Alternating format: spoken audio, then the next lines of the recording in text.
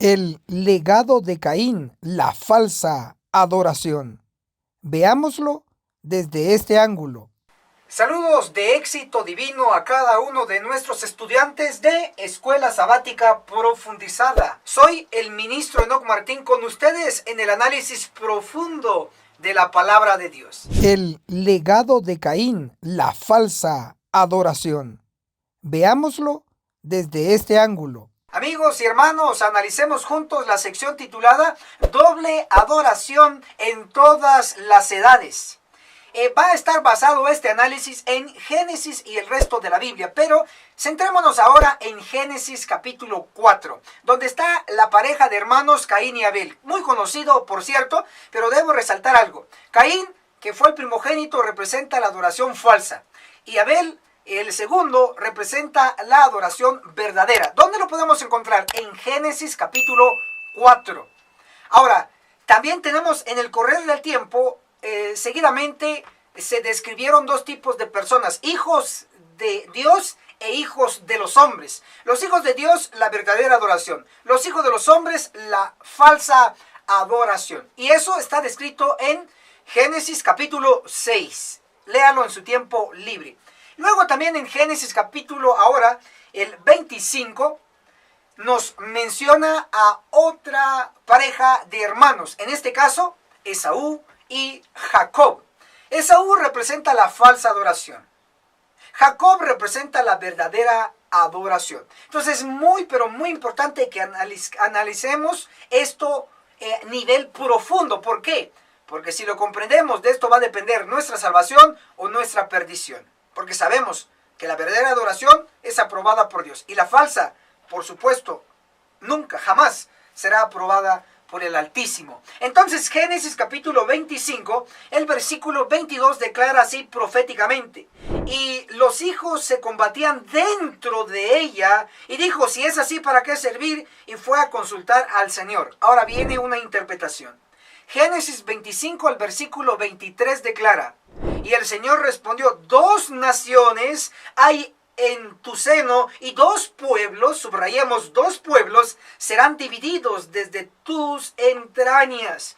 Es interesante ver que en profecía una mujer representa una iglesia. Aquí tenemos a una mujer que tenía en su vientre a dos personajes, y dice la interpretación profética que representa a dos pueblos. Ahora veamos estos dos pueblos, ¿dónde se encuentran? Leamos lo que dice el espíritu de profecía en Testimonios para los Ministros, libro de Elena G. de White, en el capítulo La Iglesia Viva, página 46, nos declara así: hay dos influencias opositoras que se ejercen continuamente sobre los miembros de la iglesia. La mujer, la iglesia. Una influencia trabaja para la purificación de la iglesia, y la otra, escuchemos, y la otra para la corrupción del pueblo de Dios. ¿Estamos sorprendidos? Claro que sí. Entonces hay dos tipos de personas. Cristo mismo lo sabía. En Mateo capítulo 13 describió lo que es el trigo, la verdadera adoración, y la cizaña, la falsa adoración. Pero hoy, Elena G. de White, profetiza de la iglesia adventista del séptimo día, nos afirma que hay dos influencias, dos tipos de personas dentro de la misma iglesia. Unos trabajando para la purificación de la iglesia, ahí me ubico yo como su servidor, como servidor de Dios y de ustedes, y por el otro lado está el otro grupo que trabaja para la corrupción del pueblo de Dios. Ahí sí no, ahí no quiero estar. Espero que usted esté del lado correcto, del lado aprobado por Dios en la verdadera adoración. Si notan entonces, la doble adoración, verdadera y falsa, se ha repetido en todas las edades, y así será hasta el fin del mundo.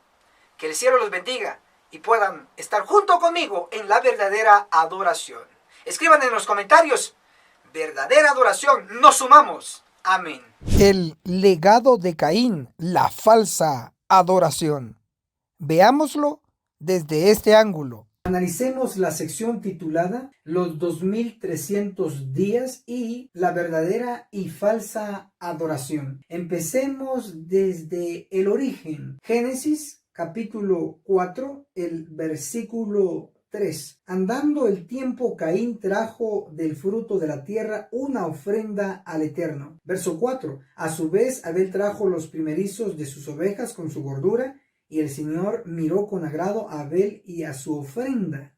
Verso 5. Pero no se agradó de Caín y de su ofrenda. Observamos entonces que hay dos tipos de adoración, uno del que obedece y otro del que desobedece. En este caso tenemos a Abel y tenemos a Caín. Veamos que la ofrenda de Abel fue vista con agrado por Dios. De acuerdo a Mateo capítulo 5, el verso 23, se relaciona a la ofrenda con el altar. Es decir, si hay ofrenda hay altar, y si hay altar hay ofrenda. Abel presentó una ofrenda, por lo tanto lo presentó en un altar. Ahora, ¿de qué tipo era? Porque tanto la ofrenda como el altar fue agradable ante el Señor. Para ello podemos leer lo que nos menciona también Josué, el capítulo 4, el verso 5, el verso 6 y el verso 7. Está hablando de 12 piedras del Jordán que tomó el pueblo de Israel como monumento de lo maravilloso que había hecho Dios o se había portado Dios con el pueblo de Israel. 12 piedras, recuérdese. También Primera de Reyes, capítulo 18, el verso 31. Elías tomó 12 piedras, una por cada tribu de Jacob. El verso 32, con las piedras edificó un altar. Entonces, las piedras que son producto de Dios, que se tomaron del río Jordán, de igual manera, Elías en un tiempo futuro, también él tomó 12 piedras naturales, productos de Dios, y con eso hizo un altar. Entonces, las piedras naturales con las que se hacían los altares, en este caso los patriarcas, como Abel, tenía un altar con piedras naturales y una ofrenda como Dios la pidió, que simbolizaba el santuario. Ahora veamos la ofrenda y el altar que no le agradó a Dios, que era la de Caín. La clave estará en el altar y la ofrenda de Caín. Para ello se puede leer lo que dice el profeta Isaías en el capítulo 65, el verso 3, en la versión correcta, que es la versión King James, corroborado ahí y corregido. Pueblo que en mi cara me provoca, dice Dios, de continuo sacrificando en huertos, y que mando incienso sobre ladrillos, dice las versiones normales, pero la King James, la original, o la que traduce, mejor dicho, correctamente, dice, y que mando incienso sobre altares de ladrillos. Los ladrillos es producto del hombre, no de Dios. Altares de ladrillos simboliza una falsa adoración. Ahora, obsérvese. Caín representó e inició una falsa adoración con su falsa ofrenda e incorrecta ofrenda y su altar incorrecto, hecho de ladrillos. Y Abel representó a la verdadera adoración con su altar de piedras, producto de la creación de Dios. Voy a comprobar que la verdadera adoración de Abel representó el santuario, basado en el sacrificio o la ofrenda que él presentó, que era de cordero, símbolo de Cristo, que iba a morir en la cruz y luego como nuestro sumo sacerdote en el santuario celestial. Pero hay un detalle más que debemos entender, que Abel guardó y que Caín no. Para ello vamos a leer lo que dice el espíritu de profecía en Conflicto de los Siglos. En la página 506, el capítulo Una obra de reforma declara así, hablando del sábado: fue guardado por todos los patriarcas, desde Abel hasta el justo Noé, hasta Abraham y Jacob. ¿Qué es lo que guardó el patriarca Abel? El sábado. Abel representó y obedeció dos grandes verdades que van siempre juntas: la verdad del santuario con su altar y su sacrificio, y la verdad del sábado por orden de Cristo. Pero Caín no respetó la verdad del santuario porque no llevó el sacrificio que Dios solicitó, y no respetó tampoco el sábado. Ahí es donde surgen la verdadera adoración y la falsa adoración. Tanto la verdad del sábado y del santuario, de acuerdo a Daniel 8, versículo 11 y versículo 12, fue pisoteada, echada por tierra por el poder de Roma, tanto imperial como papal, en la Edad Media especialmente. Pero interesantemente, al final de los 2300 días o 2300 años de Daniel 8:14, se levantó nuevamente la verdad del sábado y la verdad del santuario. ¿Cuándo ocurrió eso? El 22 de octubre de 1844. Con el surgimiento de la Iglesia Adventista del séptimo día, guardando el sábado y al mismo tiempo enseñando que Jesús allá en el cielo pasó del lugar santo al santísimo en el santuario celestial. Se levantaron nuevamente esas verdades, y eso nos refleja también la verdad de los 2300 años de Daniel 8:14. El legado de Caín, la falsa adoración. Veámoslo desde este ángulo. Amigos y hermanos, analicemos juntos la sección titulada Adoración y definición bíblica.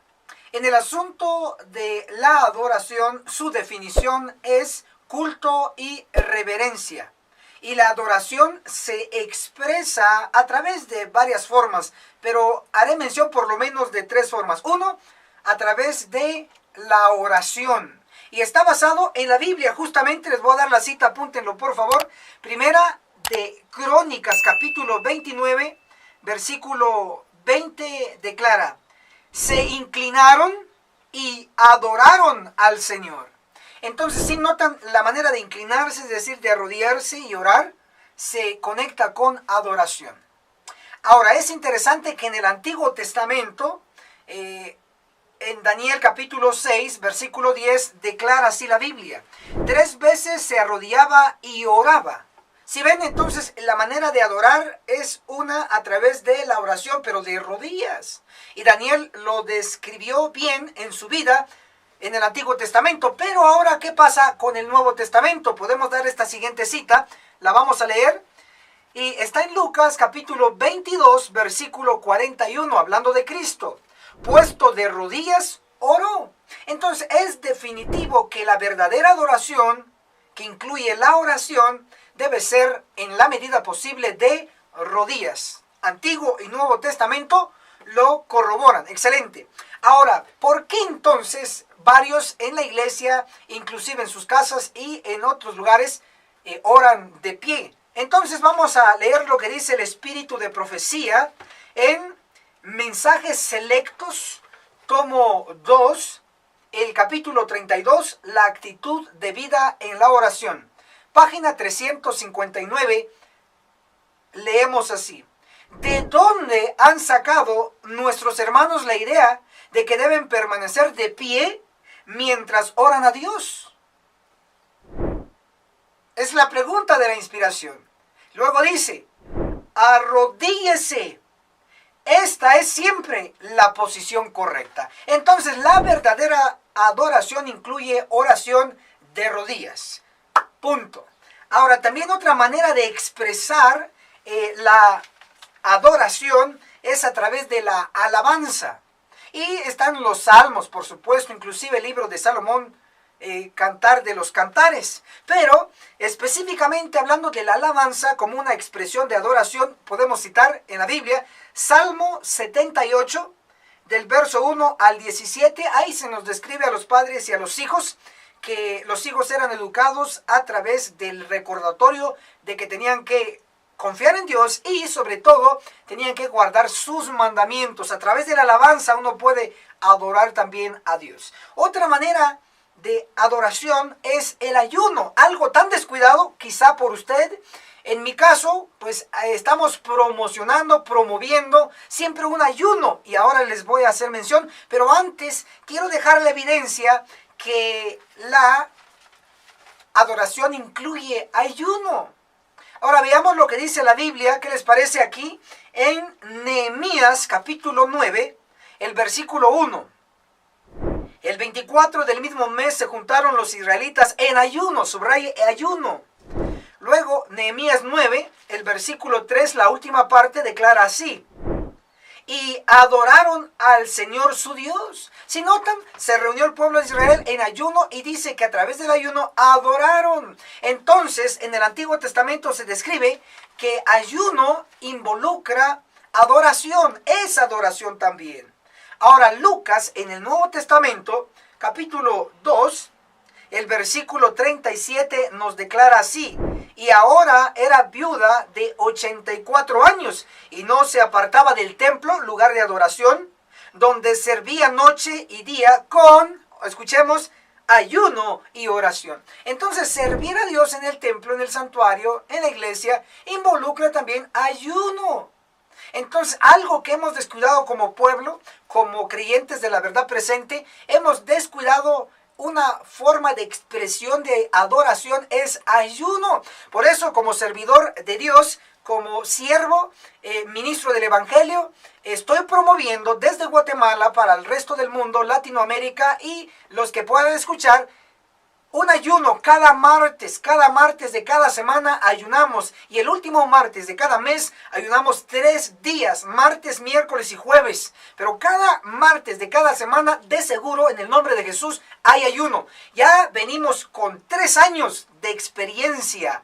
No solo Guatemala, no solo su servidor, sino un equipo selecto y muy activo alrededor del mundo. Súmese cada martes y juntos adoremos a través del ayuno. Amén. El legado de Caín, la falsa adoración.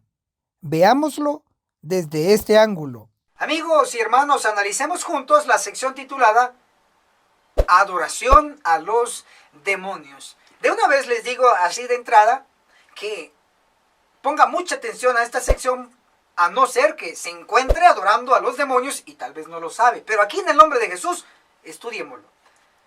Salmo capítulo 106, versículo 36 dice: y sirvieron a sus ídolos, subrayemos ídolos. Salmo 106, versículo 37, sacrificaron sus hijos e hijas a los demonios. Hay una conexión entre los ídolos y los demonios. ¿Saben ustedes que cuando se adora al yeso, a la madera, a la piedra, a lo que sea, se está adorando a los demonios? Analícenlo bien. Ahora veamos lo siguiente, y deben de tener suma atención a esto. Y es sobre lo que nos pronosticó la profecía. ¿Qué les parece que vayamos a lo que dice Apocalipsis capítulo 13? El versículo 3 declara: una de sus cabezas parecía herida de muerte, pero su herida mortal fue sanada, y toda la tierra se maravilló y siguió a la bestia. Aquí está la descripción de una de las 7 cabezas de la bestia mixta. De la bestia aquí como leopardo, pero tiene boca de león, patas de oso y también 10 cuernos. y por supuesto 7 cabezas, pero de estas 7 cabezas dice que una parecía como que recibió un golpe de muerte, una herida mortal, pero ese golpe fue sanado, se recuperó. Ahora, especialmente la tercera fase, la primera fase es el golpe o herida mortal, luego la sanación, y tercero dice que todo el mundo siguió a la bestia. Esa tercera fase es donde quiero llegar. Empecemos con la primera fase. ¿Cuándo se vio la señal de que había recibido ese golpe mortal, esa herida que dice la Biblia? ¿Qué les parece? Que vamos a leer lo que dice el espíritu de profecía. En el libro Conflicto de los Siglos, les doy el capítulo para que luego lo encuentren fácilmente. Conflicto de los Siglos, el capítulo 36, que se llama La libertad de conciencia amenazada, en la página 636. Declara así, hablando de Apocalipsis 13, verso 3, y toda la tierra se maravilló yendo en pos de la bestia. La herida mortal que le fue ocasionada se refiere a la caída del papado en 1798. Entonces observamos que Elena G. de White nos enseña y nos muestra que ese golpe que recibió la cabeza fue una señal de la caída del papado en 1798. Eso fue la señal evidente de que ya el papado había recibido el golpe. ¿En qué año? 1798, apúntenlo. Entonces podemos decir que la señal del golpe a la cabeza se vio en 1798, cuando el general Berthier, francés, se lleva a el Papa Pío VI a la cárcel, y de hecho muere en prisión, por decirlo así, en 1799. Entonces, ya tenemos la fecha cuando se recibió el golpe. La señal se vio en 1798. Ok, ahora, ¿cuándo fue sanada esta herida en el papado, en el poder romano? Bueno, para esto usted tiene que saber de historia. Y la historia refleja y describe que el dictador Mussolini le da el poder nuevamente civil al Vaticano en 1929. Entonces la señal de que se le quita el poder al papado fue en 1798. Ahora, la señal de que se le regresa el poder al papado fue en 1929, cuando el dictador Mussolini le da poder al papado y se inicia lo que hoy conocemos como el Vaticano, comandado por el papado. Entonces ya tenemos la señal de la herida o el golpe mortal, 1798. La señal de que esa herida ya había sido sanada, 1929, cuando se reinicia o funda lo que hoy conocemos como el Vaticano con el papado.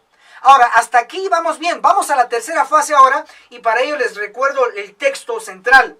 Apocalipsis 13, versículo 3, la última parte, dice: y toda la tierra se maravilló y siguió a la bestia. Claro, en el mismo verso ya nos habían dicho que se recibe la herida mortal. Ya dijimos, 1798 se vio la señal y fue sanada esa herida mortal. La señal se vio en 1929 cuando surge el papado, pero concluye Apocalipsis 13, verso 3, y toda la tierra se maravilló y siguió a la bestia. Si observan, no dice que toda la tierra siguió a la cabeza herida, no dice que toda la tierra siguió a la cabeza que había sido sanada. No está hablando de que siguieron al Vaticano, siguieron al papado, sino que está hablando que toda la tierra siguió a la bestia, es decir, siguió las costumbres del mundo, toda la mundanalidad, toda la tierra. Ahora, es interesante lo que se nos comenta en el espíritu de profecía. Apunten por favor estas citas vitales: Testimonios para la Iglesia, el tomo 6, en la página 24. Nuevamente, Testimonios para la Iglesia, el tomo 6, página 24, declara así: en las visiones de las cosas venideras, el profeta Juan contempló esta escena. Le fue revelada esta adoración del demonio. Nuestro tema, adoración. Adoración del demonio. Y le pareció que todo el mundo se encontraba al borde de la perdición. Es lo mismo que está diciendo Apocalipsis 13, versículo 3. Primero la herida, luego sana esa herida, y luego toda la tierra se maravilló y siguió a la bestia. Si observan entonces, Elena G. de White aquí, en Testimonios para la Iglesia, el tomo 6, página 24, le fue revelada esta adoración del demonio. Y le pareció que todo el mundo se encontraba al borde de la perdición. Cuando dice todo, toda la tierra, todo el mundo, lo involucra a usted y a mí. De una u otra manera hemos estado infectados con la mundanalidad. Tal vez en la música, tal vez en las películas, tal vez en la ideología, tal vez en las prácticas, cómo nos vestimos, etcétera, etcétera. Todos, usted y yo estamos infectados del mundo. Porque tanto Juan en Apocalipsis 13:3 y Elena de White en Testimonios para la Iglesia, tomo 6, página, como ya les dije, la 24, están diciendo lo mismo. Ahora, no podemos negar eso. Pero lo que a mí me llama la atención es lo siguiente. La herida, su señal se vio en 1798. Que sanó esa herida, la señal se vio en 1929. Después de que sanó la herida, entonces todos nos contaminamos y nos vamos rumbo a la mundanalidad. Todos. Pero es interesante. Apocalipsis 13, versículo 4, después de que sana la cabeza, sana la herida, Apocalipsis 13, 4 dice, y adoraron al dragón. Interesante la frase, y adoraron al dragón. Apocalipsis 12, versículo 9, dice que el dragón es Satanás, es el diablo. Entonces, si Apocalipsis 13, 4 dice, y adoraron al dragón, ¿qué significa? Que adoraron a Satanás, ¿pero cuándo? No antes de que se dio la herida, no antes de que sanó la herida, sino después de que sanó la herida. ¿Y cuándo sanó la herida? Se vio la señal en 1929. Significa entonces que la adoración ya descarada y abierta hacia el dragón, hacia Satanás, tenía que ser después de 1929, después de que se vio la señal de que la cabeza había sido sanada. Ahora, ¿qué encontramos después de 1929? Agárrese y asústese si quiere, porque le voy a dar esta cita. Testimonios para la Iglesia, el tomo 6, página 24. La obra para este tiempo se titula: le fue revelada esta adoración del demonio, ojo, del demonio, de Satanás, del dragón, y le pareció que todo el mundo se encontraba al borde de la perdición. Pero mientras miraba con profundo interés, contempló el pueblo que guarda los mandamientos de Dios. ¡Qué maravilloso! Ahí me voy a detener. Resalto que Juan vio que estaban adorando al demonio, a Satanás directamente. ¿Pero cuándo? Justo después de que la herida había sido sanado y se vio su señal en 1929. Significa que después de 1929 iba a ocurrir la adoración a Satanás abiertamente. Y asústese, personalmente, como familia, asústense. ¿Por qué? Pero eso para despertar, asustarse para despertar. Porque en 1966 surgió la iglesia satánica. Justo en ese año, declaradamente, iglesia, así como escucha directamente, iglesia satánica, iglesia de Satanás, donde se adora, pues obvio, a Satanás, a los demonios. O sea, es interesante, 1798, el golpe, la señal. 1929, ese golpe sanó. Surge el Vaticano, surge el papado con poder civil y religioso otra vez. Pero después de eso, según la profecía, Apocalipsis 13, 3 y 4, dice que después de eso se iba a adorar al dragón, es decir, a Satanás. Justo después de 1929, en 1966, surge la iglesia satánica. Hoy por hoy, vivimos en tiempo donde existe esta iglesia satánica. Pero lo que me alienta es Testimonios para la Iglesia, el tomo 6, página 24. Le fue revelada esta adoración del demonio. Pero mientras miraba con profundo interés, contempló el pueblo que guarda los mandamientos de Dios. Todos tenían sobre la frente el sello del Dios vivo. ¿Qué pueblo vio? Es cierto, Juan vio casi todo el mundo perdido, todos contaminados por el mundo, pero vio también a un pueblo que guarda los mandamientos de Dios. Apocalipsis 12:17. El pueblo que guarda los mandamientos de Dios, la verdadera adoración. Apocalipsis 14:12. Los santos que guardan los mandamientos de Dios. Juan sí vio casi todo el mundo perdido, pero vio también a un remanente, a un pueblo, a un número que guarda los mandamientos de Dios. Y dice, todos tenían sobre la frente el sello del Dios vivo. ¿Quiénes son los sellados? Apocalipsis 7, versículo 3, les llama siervos de Dios. Apocalipsis 7, verso 4, dice el número de estos siervos, de estos sellados. Y oye el número de los sellados, 144,000. ¡Wow! Impresionante. Hoy debe y tiene que existir un pequeño remanente, un remanente numerado, 144,000, que guardadores de los mandamientos, incluyendo el sábado. Por ende, deben de ser adventistas del séptimo día, del Israel moderno. No todo está perdido. Existe el Israel moderno, pero no todos van a ser sellados. No todos los millones, solo, como dice Juan, 144,000. Esfuércese con todo el poder para estar en ese número y juntos nos veremos en la cumbre del monte Sión. Amén. El legado de Caín, la falsa adoración. Veámoslo desde este ángulo. Amigos y hermanos, analicemos una sección pero sumamente importante titulada Adoración a ídolos que hablan.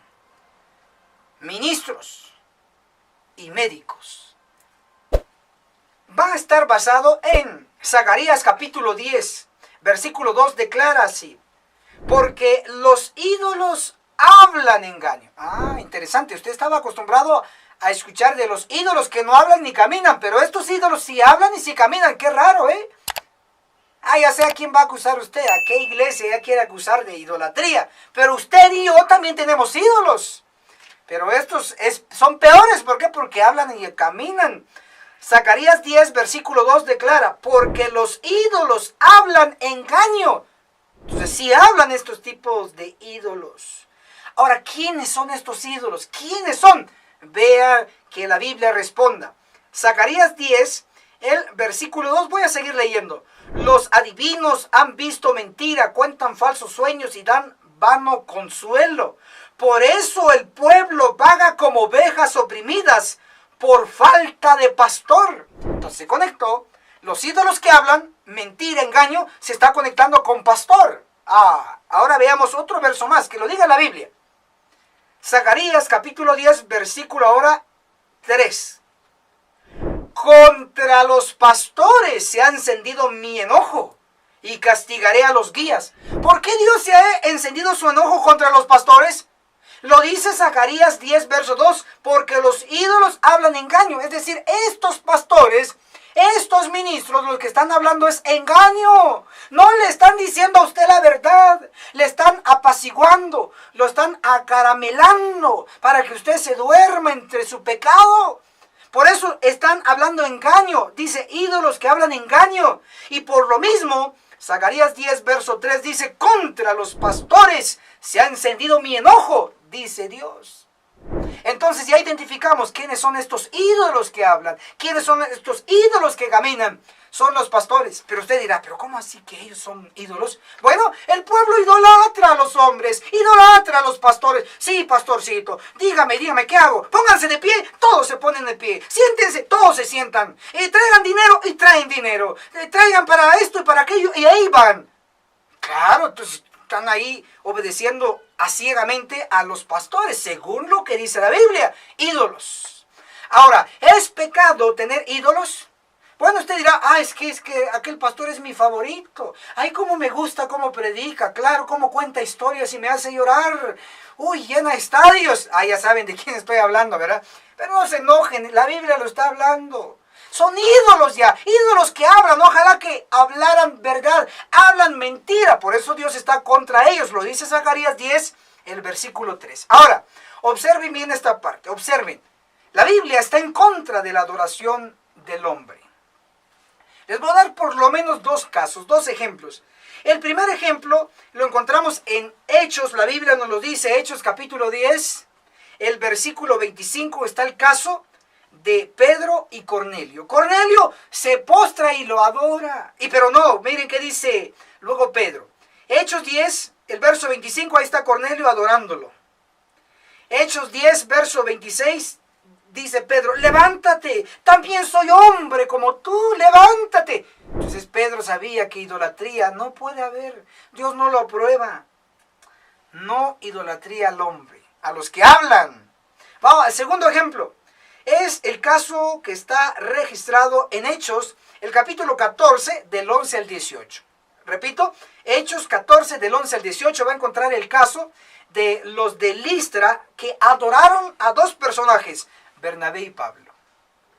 Literalmente los tenían como dioses en forma humana, pero Pablo dice, también somos hombres. Entonces rechazó la adoración a los hombres. Pablo, Pedro, Bernabé lo rechazaron. Entonces todo verdadero siervo de Dios jamás puede aceptar adoración o exaltación del pueblo.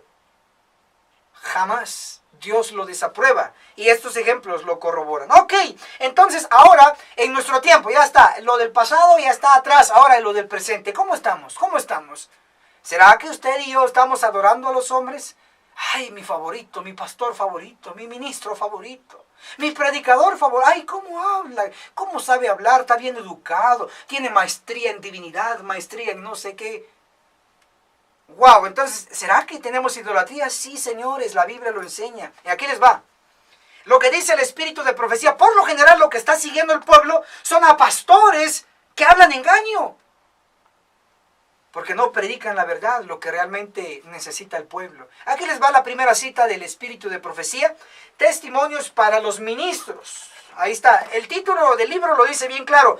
Testimonios para los ministros. Muchos me preguntan, ¿y qué diferencia hay entre ministro y pastor? Es lo mismo, son sinónimos. Solo que Elena de White utilizó inspiradamente el término ministros. Por eso el libro que voy a leer se llama Testimonios para los ministros, que traducido sería Testimonios para los pastores. ¿Qué pastores? Adventistas del séptimo día. Aquí solo está hablando de nosotros, los dentro del pueblo. Entonces, libro de Elena de White, Testimonios para los ministros.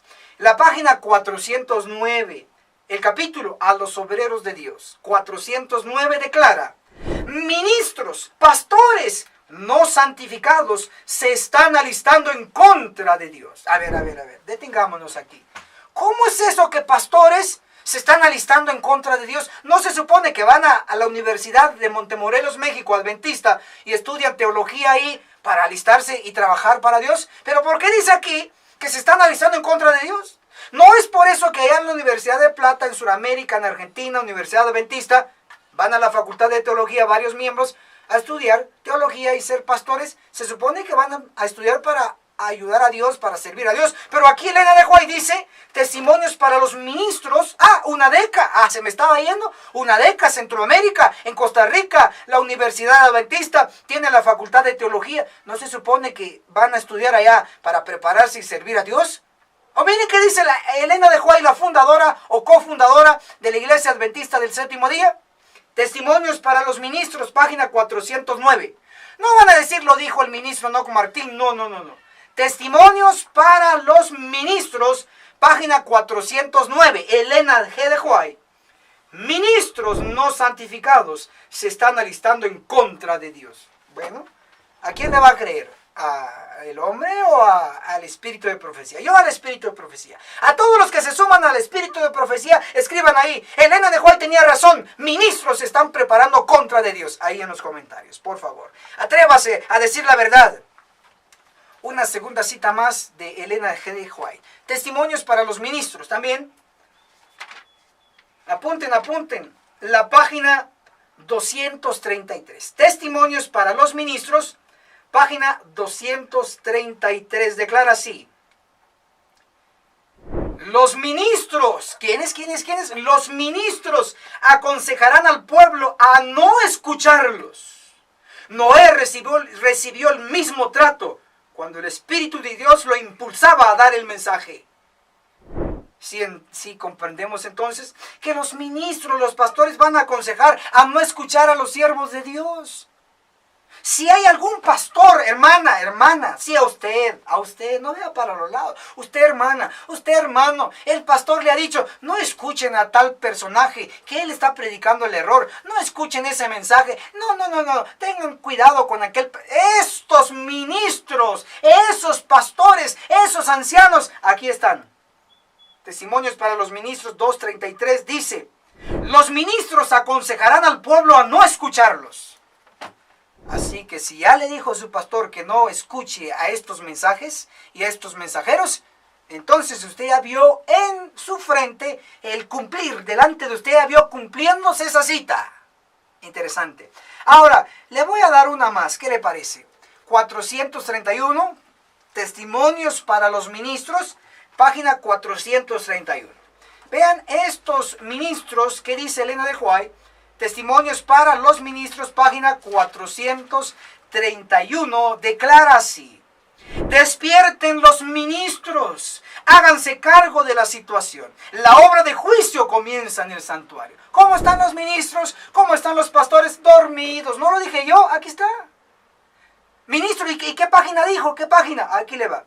Testimonios para los ministros, página 431, versión antigua. Despierten los ministros. Ahí lo dice. Y luego les declara, leed Ezequiel 9, del 2 al 7. ¡Wow!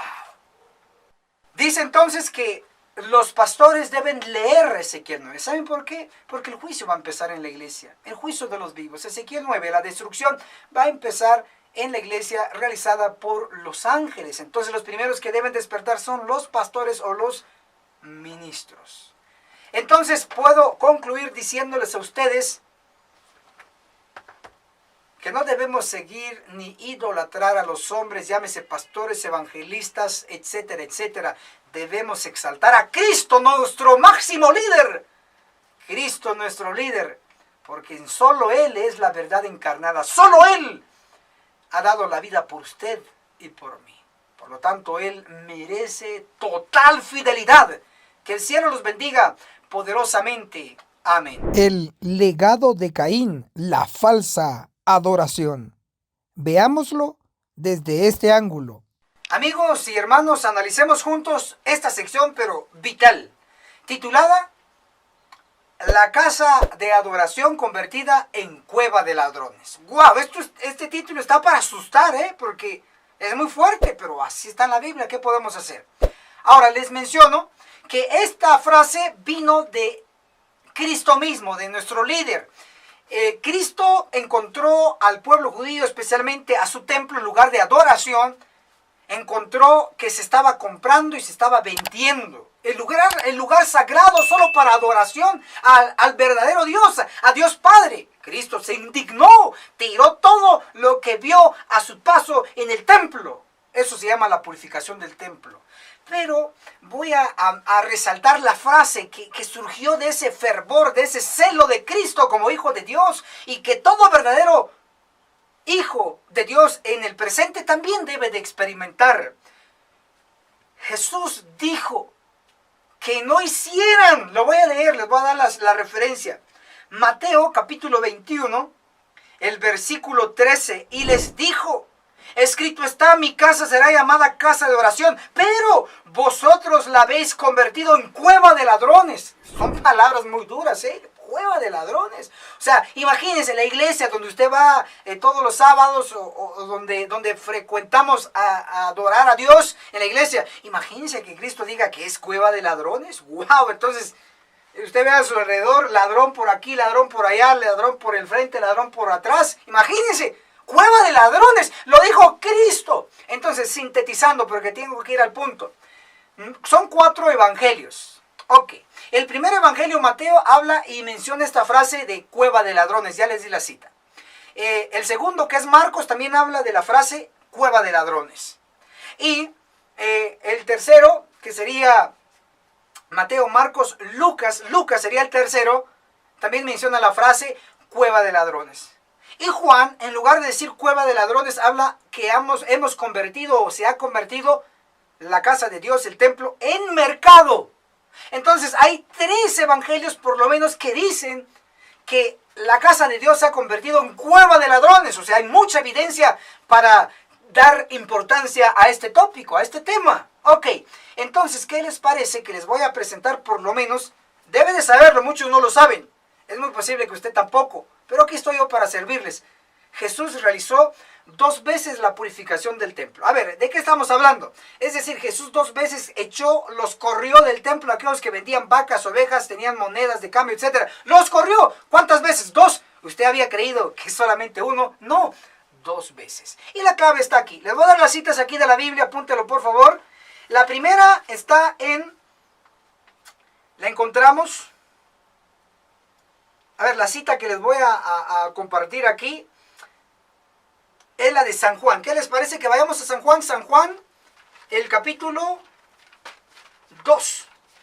San Juan capítulo 2, ahí nos describe la primera purificación. San Juan capítulo 2, del versículo 13 al versículo 22 por lo menos. Ahí está la primera purificación del templo. Ahora les explico un poquito. El contexto de lo que ya les di estos versos, cuando de Jesús expulsó a los que vendían en el templo, el contexto inmediato es que Jesús realiza su primer milagro en la boda de Caná, ¿se recuerdan? Entonces, Jesús justo cuando empezó su ministerio, vio el templo que compraban y vendían y los expulsó, los corrió y salieron hecho bala ahí los que vendían y compraban del templo. Pero ¿cuándo ocurrió eso? Justo al inicio del ministerio de Jesús. ¿Cómo lo sabemos? Lea todo San Juan capítulo 2 y van a ver que está antecediéndole el hecho del primer milagro de Jesús. Y luego viene la purificación del templo, expulsando a todos estos mercaderes, o como Jesús lo dijo, ladrones. Interesante. Ahora les voy a dar la segunda mención y está en Marcos capítulo 11, versículo 15. Apunten, Marcos 11. ¿Sí? Esta es la segunda purificación. Marcos 11, el versículo 15. Vinieron a Jerusalén y al entrar Jesús en el templo empezó a echar a los que estaban vendiendo y comprando. Bueno, ya saben ustedes la historia. Pero si notan, Marcos 11 del 15 al 17 habla de la segunda limpieza del templo. A ver. Ministro, pues yo veo que casi son las mismas palabras, por lo tanto debe estar hablando del mismo evento. No. El contexto es distinto. Ahora, si usted lee analíticamente Marcos capítulo 11, va a encontrar que antes de expulsar a estos ladrones, porque así le llama, sí que tengo la autoridad para decirlo, porque está en la Biblia. Marcos capítulo 11, antes de que Jesús expulsara a estos ladrones del templo, nos habla de la entrada triunfal de Cristo a Jerusalén. Y todo estudiante sabe que cuando Jesús entró en su entrada triunfal a Jerusalén, ya no era al inicio de su ministerio, sino era al final de su ministerio, poco antes de que lo crucificaran. Entonces ya está al final de. Entonces hubo una purificación del templo al inicio de su ministerio, cuando hizo el primer milagro en la boda de Caná, y una purificación del templo al final de su ministerio, 3 años y medio después. Y él expulsa. Entonces no entendieron. Eso es lo que significa. No entendemos. Por más que les predicamos, les enseñamos, no compren en el templo hoy por hoy, en la iglesia adventista del séptimo día. Ministro, pero aquí nosotros no vendemos. A ver. Esto, cartilla de escuela sabática, ¿dónde lo obtienen? En la iglesia. ¿Cuándo se los dan? El sábado. ¿Y cuándo paga? En sábado. A que no me diga que esto no ocurre así. Tal vez en su iglesia no, pero en muchas iglesias adventistas he visto y hemos testificado, no solo yo, un montón, miles, hemos visto la compra y venta de cartillas de escuela sabática en sábado, Biblias vendiendo en sábado, libros, aunque son religiosos, vendiendo en sábado, tacos vendiendo en sábado, comida vendiendo en sábado, DVDs de música cristiana adventista vendiendo en sábado, predicaciones de predicadores famosos vendiendo en sábado, haciendo concursos y cobrando y todo eso en sábado. No me diga que no hemos hecho la iglesia también nosotros, corruptos, comprando y vendiendo en sábado. Entonces, si en el pasado hubo corrupción, compra y venta en sábado, inclusive en cualquier otro día, la iglesia no es para un lugar de negocios, señores, no es mercado, ni mucho menos cueva de ladrones, pero allá se van a refugiar todos los ladrones allá en la iglesia. Así dijo Cristo, ¿qué quieren que haga? Ahora, ¿qué les parece que les voy a mostrar que así como hubo 2 purificaciones en el pasado, hoy en nuestro tiempo va a haber 2 purificaciones. La primera en la iglesia adventista y la segunda en el mundo. ¿Qué les parece? Les voy a dar la cita vital e importante y está en Testimonios para la Iglesia, el tomo 9, página 184. Testimonios para la Iglesia, el tomo 9, página 184, declara así: purificará, está hablando de futuro, purificará su iglesia, así como purificó el templo en el principio y al final de su ministerio terrenal. ¿Sí notaron? Al principio de su ministerio y al final de su ministerio. Entonces, ¿cuántas purificaciones hubieron? 2.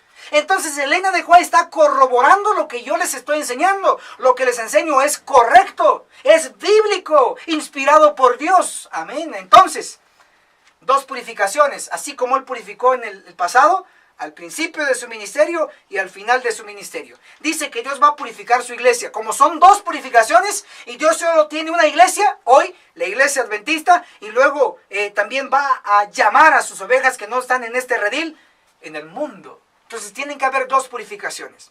Y les voy a leer y enfatizar la primera porque es la que es donde estamos nosotros involucrados. Testimonios para la iglesia, el tomo 1, vamos cerrando, pero póngale atención porque esto es vital. Testimonios para la iglesia, el tomo 1, en la página 98, declara así: no digamos, detén tu mano, oh Dios.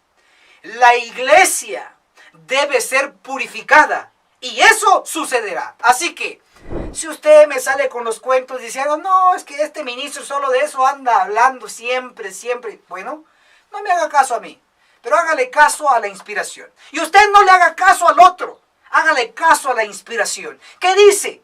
No digamos, detén tu mano, Dios. La iglesia, ¿qué iglesia? La bendita iglesia adventista del séptimo día. La iglesia debe ser purificada y eso sucederá. O sea, le guste a usted, lo crea o no lo crea, le guste o le disguste, lo crea o no lo crea, esto así sucederá. La iglesia adventista va a ser purificada y solamente van a sobrevivir los sellados de Apocalipsis 7, 3 y 4, los 144,000. Solamente van a sobrevivir los que cumplen los 2 requisitos de Ezequiel 9:4, gemir y clamar. Haga así y nos veremos en la cumbre del monte Sión.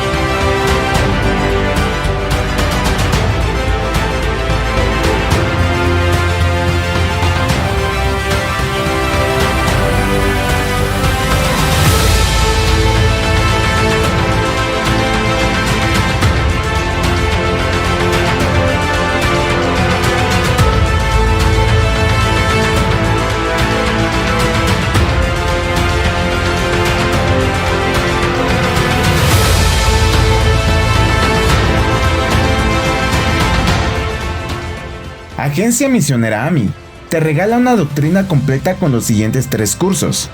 Apocalipsis, el perfecto arte profético, con el autor, Pastor Enoch Martin, donde se explica todo el libro de Apocalipsis, que consta de 22 capítulos. Daniel, el perfecto arte profético, donde explicamos capítulo por capítulo de dicho libro profético. El testimonio de Jesús, 100% bíblico, que consta de 22 lecciones. Puedes comunicarte con nosotros a nuestro número de WhatsApp más 502 42 29 77 86. Recuerda, no es vendido, es gratis.